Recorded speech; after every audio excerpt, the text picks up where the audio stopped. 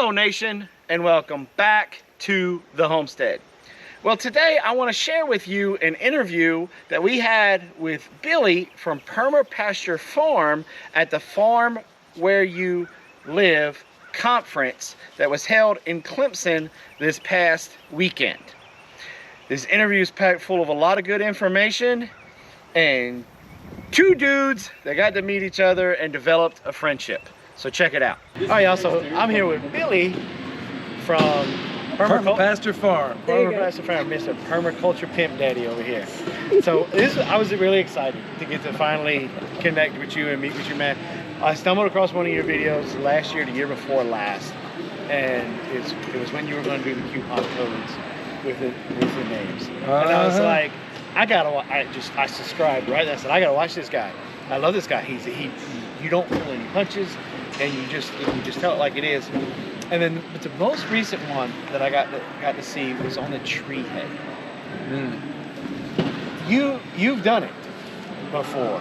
That was the first time I ever heard. Yeah, we do it every year. And so, I mean, tell me more about it. Yeah, here's the cool thing about a lot of these methods is, like, you take tree hay, for example. This has been around ever since, for what we know of, at least since the Roman Republic. That's well over 2,000 years ago, where we can literally go over there and see all these trees that were coppiced and pollarded. Coppiced if it's down low, pollard if it's up top. Basically chopped it off, and they used it to feed all of their livestock. Now, this has been going on since, those trees are still around. So if they've been using a method like that from all those years back and sustaining themselves ever since the Roman Republic, why can't we adopt at least, not all of it, but at least some of it? Yeah, so we basically take this tree hay, hanging out either on the porch or in the barn, whatever the case may be, and it doesn't solve all your problems, but it's one more chink in the armor that you ain't got to give away down there at the feed store. So we're looking just like everybody else, where we got more time than money. Yeah, I mean, that's pretty much a lot of us out there. We've got more time than money, so we're trying to make as much use as we can about, the things that are around us. So there's a lot of availability.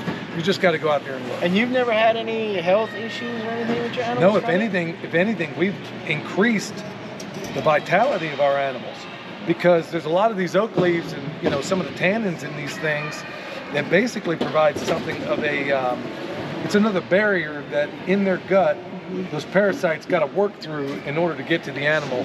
So believe it or not, that's one of the benefits of doing this sort of thing. So there's a lot of really, really good, it's like the folks from way back knew what they were doing. So all we're doing is we didn't invent it. We're just trying to make everybody else aware of the things we've been doing. It's been helping us out and saving a ton of money. That's one less, you think about it. Hay ain't getting no cheaper. No, it's not. And if you just take a little bit all throughout the growing season and put it back, we bundle it together. I can't repeat the actual name of what you call these things, because today it's a pejorative, but it begins with an F, believe it or not. Take a bundle of these sticks, go search engine what a bundle of sticks is called, and it begins with a F word. We take these, we hang them in the barn. Trust me, all them hooter bandits out there right now hanging their weed upside down in the barns, they're going to know exactly what to do. So all those hooter bandits that chop up their weed, turn it upside down to make it stronger, that's exactly what we do with these leaves. Just like you hang tobacco then. There you go. Okay. Yep, so it's either hanging tobacco or hanging chronic. You're hanging it all. Yeah.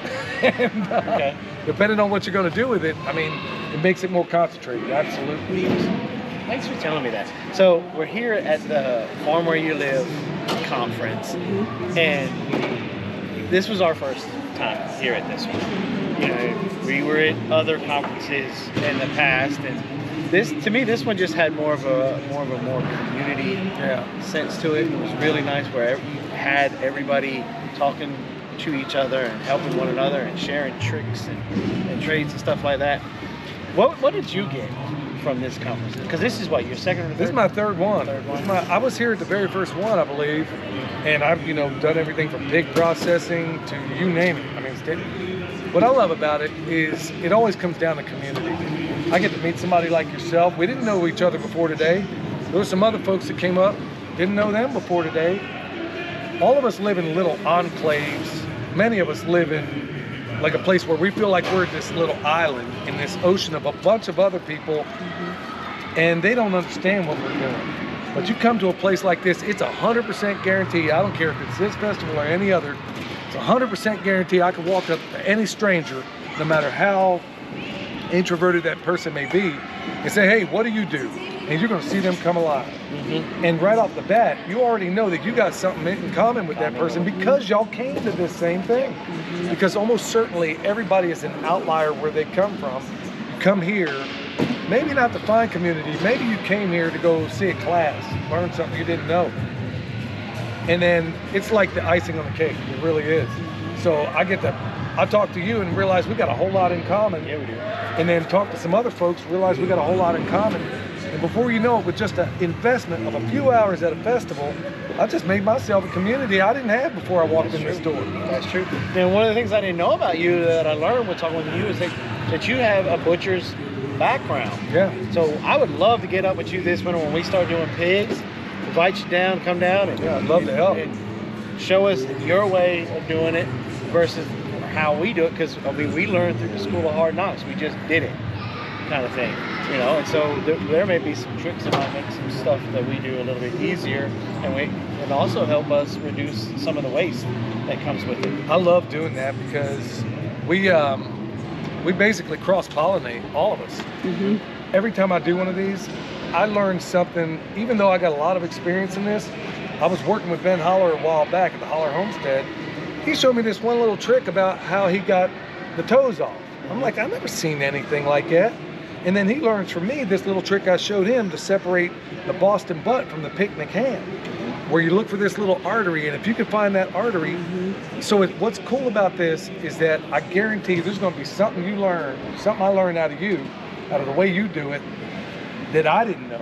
And we're going to cross-pollinate. This is exactly what I'm hoping to build with a lot of this stuff, is where it may just be one little thing that made your life a whole lot easier that you wouldn't have got had you not been around that person. So that's the cool thing about having the benefit of our joint wisdom, is that we all got a different way of doing it. It may be something your grandpa taught you 30 years ago that he learned from his grandpa that I wouldn't have ever known had I not been in the same space with him. So that's the beauty about, especially when it comes to things like butcheries, where you learn all this other back knowledge and methods and techniques that you wouldn't have learned. You know, I've been processing pigs for I don't know how long, and it was a guy that showed me that with a little X-Acto knife, making strips down this pig's hide, because they're pretty hard to skin, that just taking those strips off, man, by the time it was all said and done, I would have never learned that method had I not been in the room with him. So maybe that's something we can cross-pollinate on too. Yeah, because we don't have a problem with skinning ours, but I mean, I also come from a trapping fur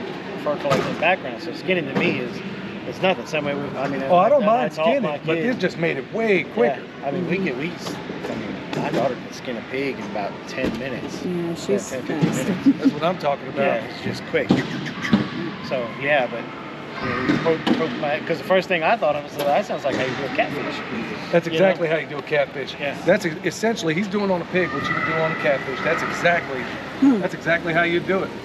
So it's just another way. If you ever see it done at an industrial facility, they got these clamps, and they'll drag that thing, they'll put it on a cam, and they'll drag that skin plumb off of it. But you're losing half the time when you do it that way. A lot of fat. There you go. Now, what's the hardest thing to find in nature? Fat. That's the hardest thing. Everybody goes on about carbs and protein. Fat is the hardest thing to find in nature. Well, that's what I'm getting off that pig, and I don't want to lose it on the hide. Yeah, and you need it for your brain. How about that? I'll tell those vegan. Okay, that's an alert to all you vegans out there. You need it for your brain. Someday you ain't just gonna be able to get it in a pill form. There you go. You need it in your brain. So I was really excited about meeting you, and like I said, I wanted to meet you from the first time I saw that. Oh, I wanted to I was meet like, you that's too, my man. kind of people right there. And so he's invited me to be on his podcast, and so we're going to be on his podcast. We're going to work all the particulars and stuff out to be able to get on there, and we'll let you know when that is. If you don't know who he is, his link for his channel will be in the description below. Go check him out. I promise you, not only will you be entertained, but you're going to come away with a lot of knowledge from all of his videos. So that was really great to meet you. It's great to meet you. All right. I told y'all that was a great interview. Well, like I said in the video, we're going to be on Billy's podcast here in the near future. We're getting ready to set up the date with him, and as soon as we know, we will post it in the Big Bear Nation on Facebook, the community tab here in YouTube, and possibly on our other social media platforms, let alone our personal platforms. So I hope you guys enjoyed this interview. Remember, keep reaching for your goals. Thanks for coming by the Big Bear Homestead. God bless, and have a nice day.